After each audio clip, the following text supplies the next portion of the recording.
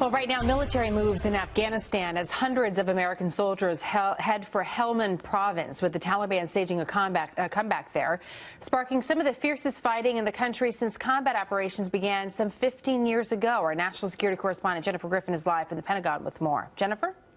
Jenna, for the first time since combat operations were declared over in Afghanistan a little over a year ago, the Pentagon is sending a battalion of 500 soldiers to halt an advance by the Taliban in the volatile Helmand province, a serious about-face for the Obama administration that pulled all U.S. troops out of Helmand province, handing over U.S. bases at the end of 2014.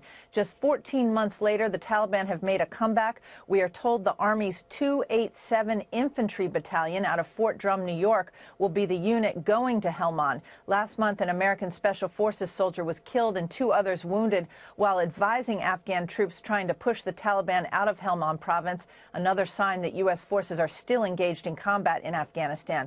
Last week, the outgoing U.S. commander told lawmakers that a quarter of Afghanistan is at risk of falling to the Taliban. One reason, he said, may be a decrease in the number of U.S. airstrikes last year.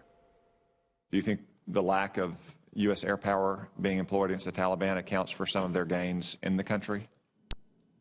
I think the Taliban know that we downsized. I think the Taliban understand that in the past they couldn't gather in larger formations. I think we've seen this year that they have taken advantage of the reduction of the number of coalition aircraft. Airstrikes in 2015 were down 2/3 from the year before. There are 9,800 U.S. troops in Afghanistan right now. That number is supposed to fall to 5,500 by the end of this year. General John Campbell would not say how many U.S. troops he thinks should stay. Announcing numbers provides the enemy maybe in their mind that they can wait us out.